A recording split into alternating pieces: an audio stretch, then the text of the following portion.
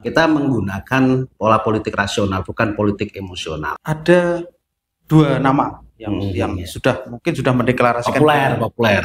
Menariknya di Bojonegoro muncul petahana Bu Anam Awana, muncul Bu Sekda. Ini politisi versus birokrat, sama-sama orang baik menurut saya, sama-sama punya pengalaman di pemerintahan. Apa Golkar ikut ke Bu Ana ini atau buat poros sendiri? Ya, ini menarik. Jadi ketika muncul poros baru ini baik untuk Bojonegoro, biar masyarakat itu punya banyak pilihan untuk menentukan Bojonegoro 5 tahun ke depan. Partai politik yang awalnya mendukung ini, mengusung ini, tiba-tiba mengusung ini bisa berubah seperti itu? Bisa, sangat-sangat bisa. Golkar atau partai politik nanti bisa mendukung independen, itu seperti apa mekanismenya?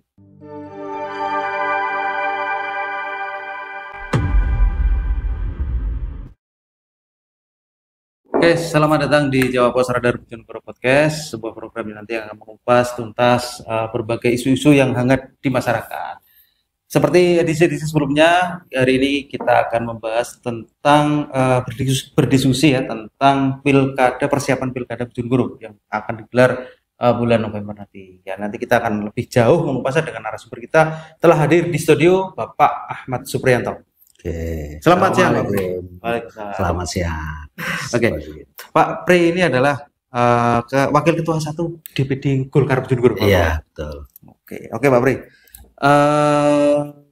Kira-kira persiapan Golkar ini apa Pak Pri untuk menghadapi Pilgub 2024? Golkar di Pilkada serentak tahun 2024 kali ini itu menggunakan pola politik rasional.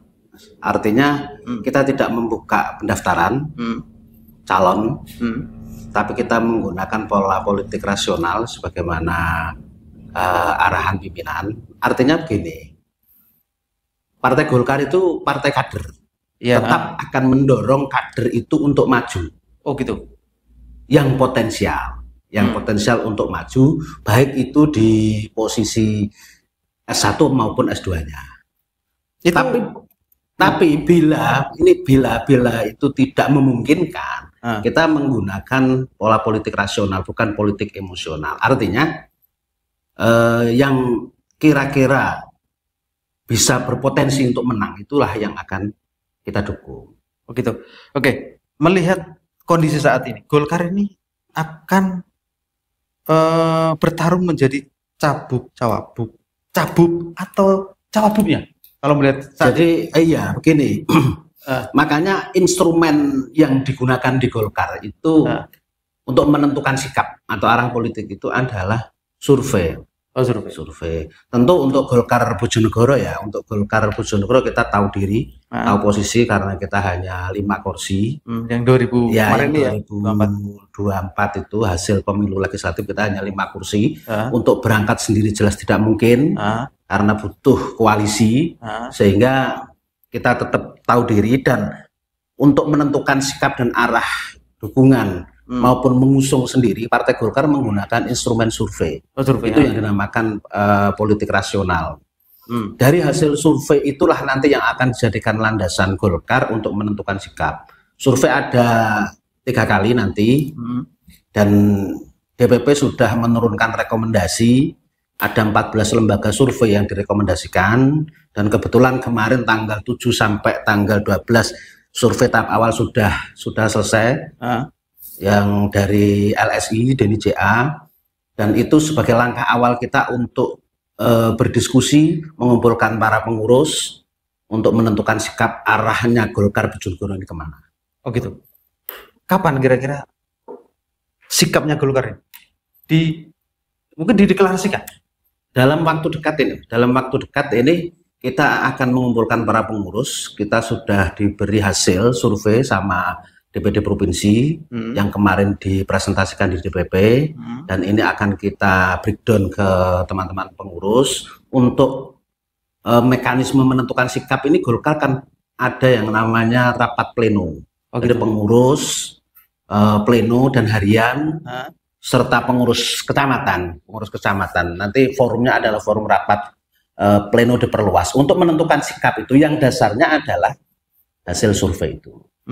Oke.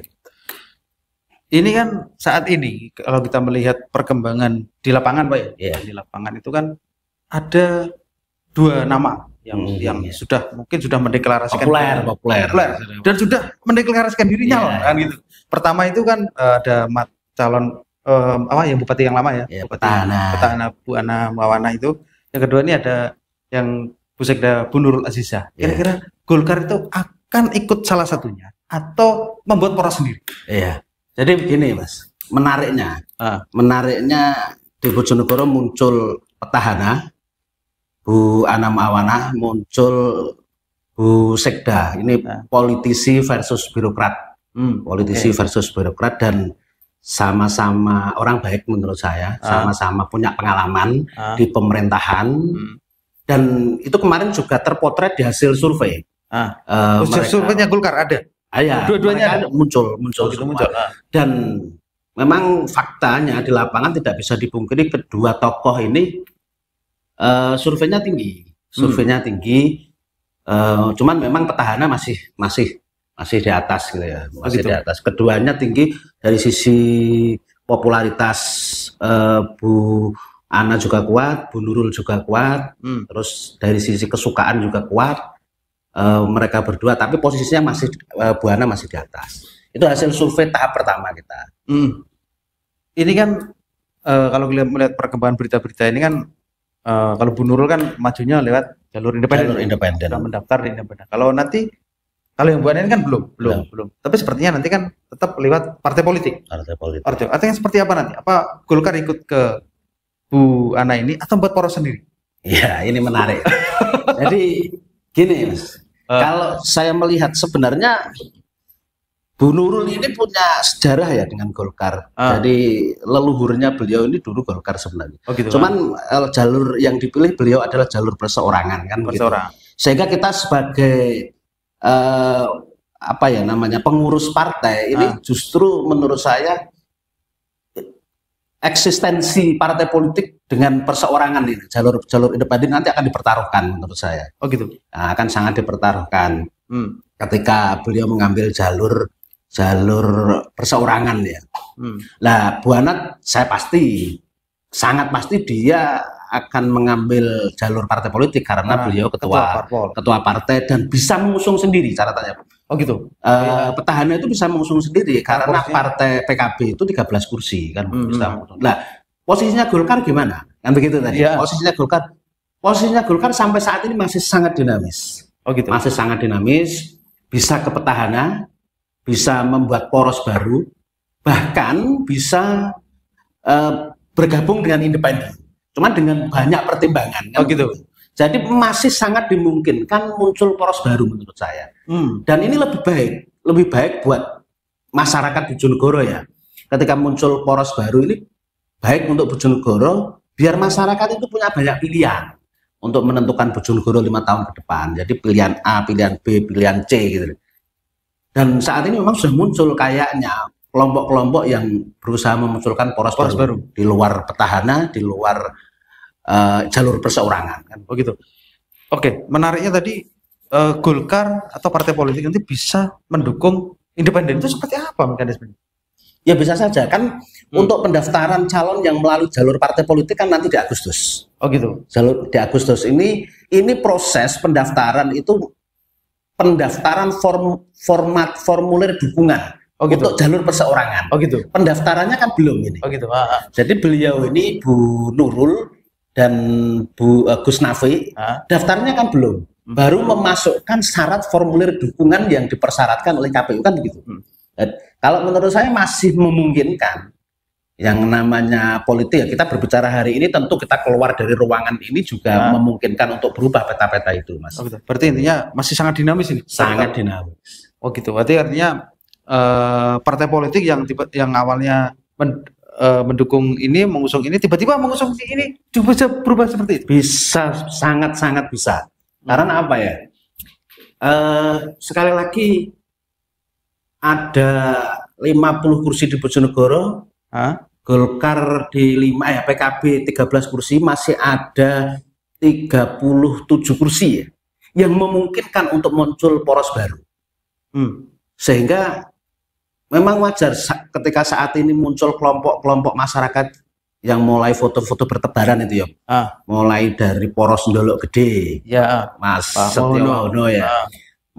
Muncul gambarnya Pak Budi Irawanto ya. Iya, Pak Wawan. Dan karena melihat potensi poros baru ini masih sangat mungkin kan? Oh gitu. Oke, sebagai politisi Pak, sebagai orang partai politik, mungkin itu partai politik itu seperti apa? Kemungkinannya ada poros baru itu seperti apa? Apa memang sudah ada tanda-tanda partai itu akan sudah membentuk poros, atau memang itu gambar-gambar aja untuk meramaikan kontestasi pilkada gitu? Ya tentu ketika kita berbicara poros baru, kalkulasi politik ya. Kita sebagai politisi tentu banyak kalkulasi. Jadi kita akan sangat berhitung ketika kita membuat poros baru. Misalnya kendaraan cukup misalnya. Jadi berbicara pilkada ini tidak hanya selesai di soal kendaraan. Tapi bagaimana kendaraan ini bisa jalan. Kan begitu kan? Jadi kita harus sangat berhitung di situ. Misalnya kok kendaraan clear misalnya, tapi tidak ada BBM-nya, kan tidak mungkin jalan. Ketika berbicara pilkada ini sangat sangat kompleks ya. Jadi tidak hanya soal kendaraan. Gitu, makanya kita banyak melakukan kalkulasi-kalkulasi itu, melakukan kajian-kajian kira-kira ketika nanti muncul poros baru yang diwacanakan oleh beberapa kelompok ini, perhitungannya harus sangat detail. Gitu. Berarti ini kan ada tahapan sekarang ini berarti tahapan mencari kendaraan. Kalau kendaraannya partai itu ya, kendaraannya kan gitu. Tadi independen bisa, partai politik jelas masih sangat longgar ya. Karena dari 50 kursi dimungkinkan baru 13 yang sudah mendeklarasikan untuk berangkat. Ini kan petahana karena punya kendaraan sendiri. Ada 37 kursi ya, terutama misalnya Koalisi Indonesia Maju. KIM. Ya, Kim. Misalnya Kim. Ketika Kim membuat poros baru, yang tentu dalam hal ini yang mengambil peran harus Gerindra kan begitu. Gitu. Karena kita tahu diri lah, kita hanya 5, Gerindra 8 kan. Ketika nanti misalnya Gerindra mengambil peran membuat poros baru, sangat bisa dimungkinkan membreakdown Koalisi Indonesia Maju di pusat sampai ke daerah, dan ini sangat mungkin. Karena sekali lagi rekomendasi partai itu miliknya pusat, bukan miliknya orang daerah. Koalisi Indonesia Maju itu saat ini kan masih ada di pusat. Ya. Itu terbentuk di daerah? Bisa. Sangat mungkin dibentuk, di breakdown sampai ke daerah. Tapi sejauh ini belum ada ya? Belum sampai mengarah itu levelnya pimpinan ya. Levelnya pimpinan, jadi saya hanya menyampaikan itu sangat mungkin. Gitu. Kalau soal diskusi ke sana tentu ini levelnya Bu Mitra Atin ya, Bu Mitra Atin, Pak Saudi, pimpinan-pimpinan parpol di daerah yang mungkin diajak diskusi sama pusat kan begitu. Pertimbangan partai politik itu apa Pak? Ketika dia membuat poros baru itu, pertama memang itu memang bisa menang, atau memang untuk sekedar ramai-ramaikan aja atau gimana? Ya enggak, tentu akan memberikan pilihan ke masyarakat itu lebih banyak untuk menentukan. Jadi ketika segmen pemilih ini, dua kubu yang saat ini muncul ya, petahana dan Bu Nurul, kemudian muncul suka tidak suka sampai di media sosial itu saling hujat ya. Masyarakat akan diberi pilihan lain di luar itu. Begitu. Berarti ini lebih adem gitu. Lebih adem. Jadi ada penyeimbang itu yang mungkin diwacanakan oleh kelompok-kelompok yang ingin membentuk poros baru kan begitu. Tapi sejauh ini ada nggak Pak? Mungkin orang-orang yang ingin membuat poros baru itu sudah berkomunikasi dengan partai politik, atau mungkin sekedar Golkar? Kalau Golkar tentu yang lebih tahu detail Bu Mitra Atin ya, yang tahu detail. Tapi saya kira pasti sudah berkomunikasi, pasti itu. Karena nggak mungkin poros baru kemudian sudah muncul jalur perseorangan, terus jalur perseorangan sudah tertutup kan sekarang. Daftar formulir dukungan itu, memasukkan formulir dukungan sudah tutup. Kemudian poros baru itu pasti menggunakan partai politik kan begitu. Ketika menggunakan partai politik tentu akan dikomunikasikan dengan pimpinan-pimpinan partai politik yang ada di daerah. Oke. Kira-kira menurut Pak Pri, kira-kira selain poros dua poros itu Pak ya, berarti ada poros baru itu kira-kira bisa maksimal berapa paslon kira-kira di pilkada nanti? Hai, kau kehilangan STNK? Tak perlu khawatir, langsung saja menuju kantor Radar Bojonegoro. Nah, sampaikan ke petugas jika ingin pasang iklan STNK hilang.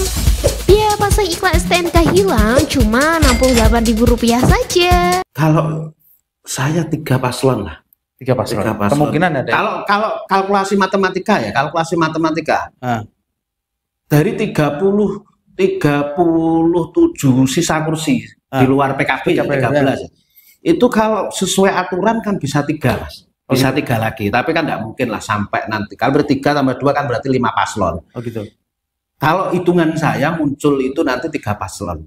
Oh gitu. Jadi petahana, terus poros baru yang saat ini mulai diwacanakan oleh kelompok-kelompok tertentu, kemudian jalur perseorangan yang sudah mendaftarkan diri itu. Gunul Gus Nafi itu ya? Gunul lah Gus Nafi ini. Saya ini yang repot masalah Gus Nafi ini. Atanwir, saya ini Atanwir. Oh gitu. Saya memang cerdas ini. Saya mengamati itu. Jalur perseorangan yang diambil oleh Bu Nurul ini menarik sebenarnya. Menariknya gimana? Menariknya bisa mengambil Atanwir, ya tokoh Atanwir Gus Nafi ini yang notabene saya juga muridnya. Menariknya Gus Nafi ini juga bagian dari PKB. Oh gitu. Nah ini menarik, makanya saya mengamati. Ini menarik. Kira-kira Gus Nafi ini di PKB seperti apa? Iya, tentu yang lebih tahu orang internal PKB ya. Tapi prediksinya seperti apa? Yang jelas ya tiap partai itu punya mekanisme sendiri, Mas. Oh gitu. Yang Gus Nafi tentu kemarin di beberapa media kita baca Gus Nafi sudah hijrah ke partai lain. Partai lain kan begitu. Oh gitu. Ya itu menurut saya bagus dilakukan oleh Gus Nafi. Oke. Ini kan menarik juga. Berarti prediksinya itu kemungkinan ada poros baru ya. Sangat terbuka lebar ada poros baru. Sangat terbuka. Kecuali begini lagi, Mas. Sudah itu saja pusat. Ya kembali lagi pilkada ini urusannya pusat, Mas, rekomnya. Kenapa pilkada rekom itu sangat sentralisasi ke pusat? Apa memang daerah ini orang-orang di daerah ini seperti Jenengan dan lain itu tidak punya wewenang, mungkin saran atau apa mungkin ya sekedar? Kalau di Golkar ada. Kalau di Golkar itu mekanisme untuk menentukan rekomendasi itu survei itu tadi kalau di Golkar lah ya. Jadi survei yang tinggi mana dilihat, yang politik rasional tadi seperti saya sampaikan, itu nanti dengan disertai hasil rapat di pengurus pleno di daerah, itu nanti akan kita kirimkan untuk mendapatkan rekom. Kalau di Golkar akan sangat mempertimbangkan itu. Oh gitu. Apakah rekom yang diterbitkan Golkar itu sesuai dengan hasil survei itu? Atau memang cuma melenceng, tiba-tiba surveinya ini, yang turun ini? Karena seperti ini. Kalau di partai politik itu serba mungkin sebenarnya, serba mungkin. Tapi yang saya tahu ya, yang saya tahu di Golkar itu tegak lurus. Kalau tegak lurus misalnya begini, usulan dari bawah A itu keluarnya A. Oh gitu. Itu yang saya tahu di Golkar. Selama ini begitu? Selama ini begitu. Ya, tapi dimungkinkan usulan dari bawah A munculnya B ya di politik biasa. Di politik seperti itu biasa. Jadi kalau kita di politik itu bahasanya kan harus punya jantung rangkep kan ya menjagani itu. Oke. Menghadapi ketidakpastian itu. Oke. Golkar itu targetnya apa di Pilkada 2024? Jadi seperti arahan pimpinan kita bahwa ketika kita tidak bisa menyiapkan kader kita yang potensial untuk maju di 2024, Golkar tetap mengamankan tujuan jangka panjang, menyiapkan kader-kader itu di pemilu-pemilu yang akan datang. Oh gitu. Jadi untuk saat ini berarti enggak gitu. Belum. Oh betul. Belum. Jadi sesuai hasil survei nanti akan kita buka gitu.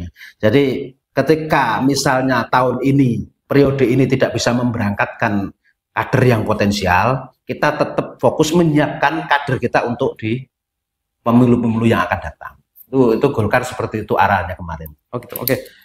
Kita balik lagi ke kendaraan tadi, Pak. Kendaraan, misalnya gini, ya ini kan saat ini tahapan adalah mendapatkan kendaraan, itu untuk daftar ke KPU. Setelah kendaraan dapat, mereka ditetapkan sebagai paslon untuk bersaing di pilkada. Setelah itu pertarungan sesungguhnya berarti. Ya, pertarungan sesungguhnya. Di situ itu berarti ini masih pemanasan aja ini.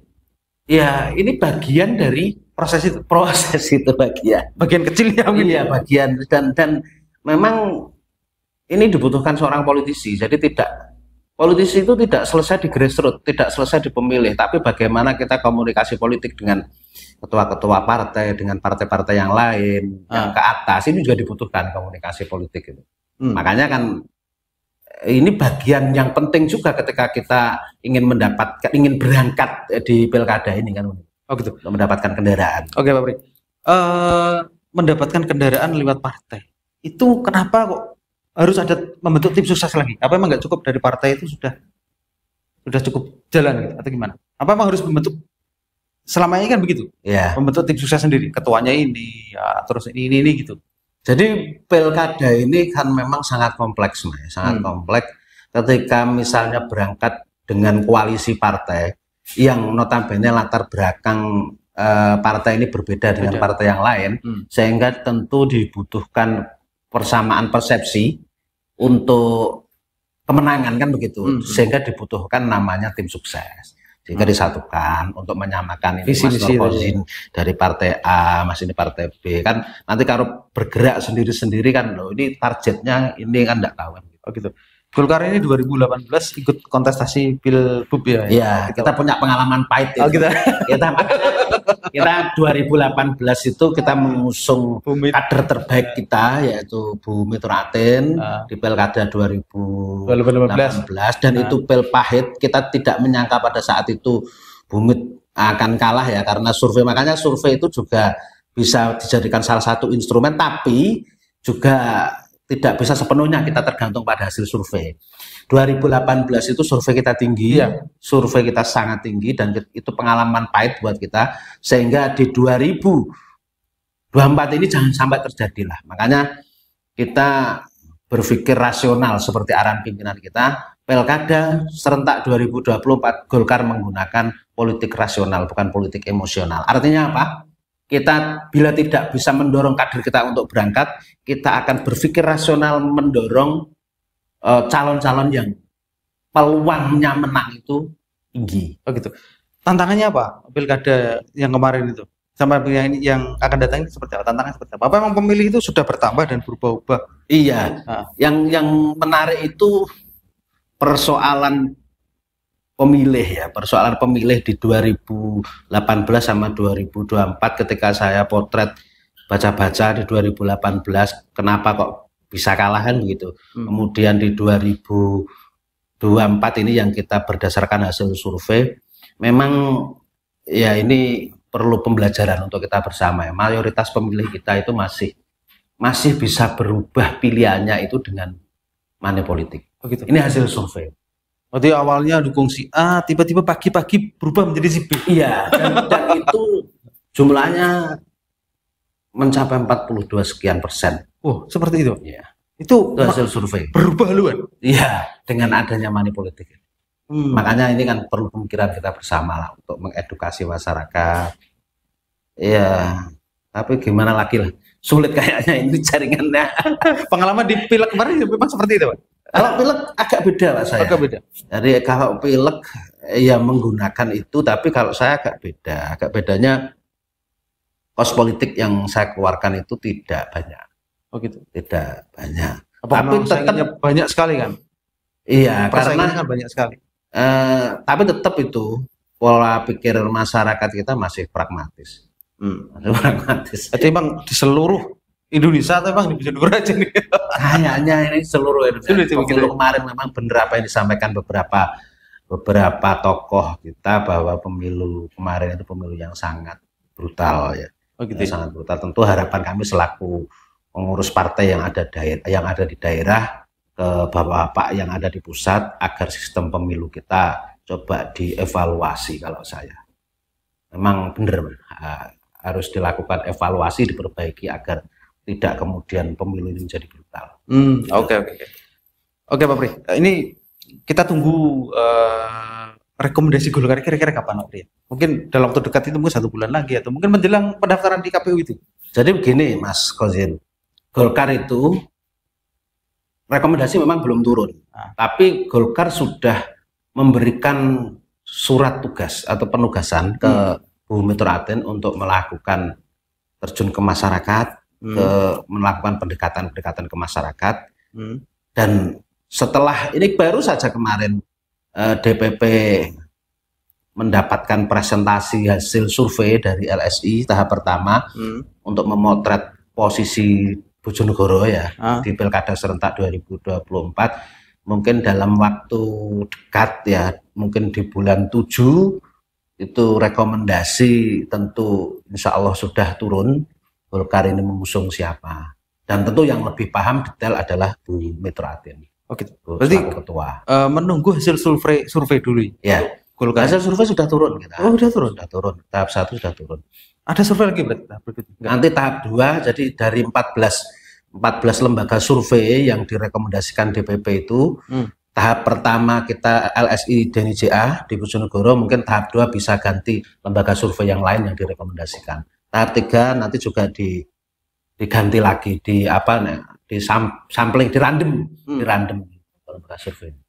Oke, Pak Pri, terima kasih banyak sudah mampir di sama-sama Mas Radar Bojonegoro. Nanti kita tunggu perkembangan berikutnya Pak Pri ya, seperti apa nanti Golkar, seperti apa nanti perkembangan para calon-calon ini, masihkah seperti ini atau mungkin ada poros-poros baru yang saya sampaikan tadi? Iya, jadi ini mungkin yang terakhir saya sampaikan ya Mas, dengan kita selaku politisi ya, pelaku politik di daerah, tentu Pilkada 2024 di Kabupaten Bojonegoro ini harapan kita ini memberikan edukasi ke masyarakat bisa menentukan pilihan pemimpinnya ke depan dengan melihat program-programnya, jadi tidak berbasis suka tidak suka, tapi bagaimana Pilkada ini menjadi ruang untuk adu ide dan gagasan, agar tentu efeknya nanti Bojonegoro, masyarakat Bojonegoro yang merasakan ketika adu ide dan gagasan, jadi tidak saling menghujat sana sini. Itu harapan kami itu. Kemudian yang kedua, tentu mari kita jadikan Pilkada ini Pilkada yang riang gembira bahasanya. Riang gembira, tidak ada saling benci. Mari kita berpolitik yang santun untuk memberikan edukasi ke masyarakat.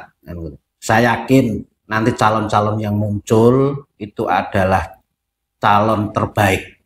Calon terbaik yang akan dipilih warga masyarakat Bojonegoro. Bu Ana Muawanah orang baik, terus Bu Nurul juga orang baik, mungkin poros baru nanti juga orang baik, dan saya yakin mereka punya pengalaman dan sudah memperhitungkan semuanya untuk berbicara Bojonegoro. Jadi tidak perlu kita menumpangi gesekan-gesekan ini.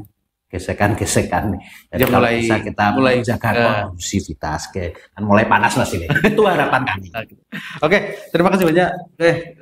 Sahabat Radar Bojonegoro, demikian pembicaraan kami dengan diskusi kami tentang Pilkada Bojonegoro yang sudah mulai menghangat ini.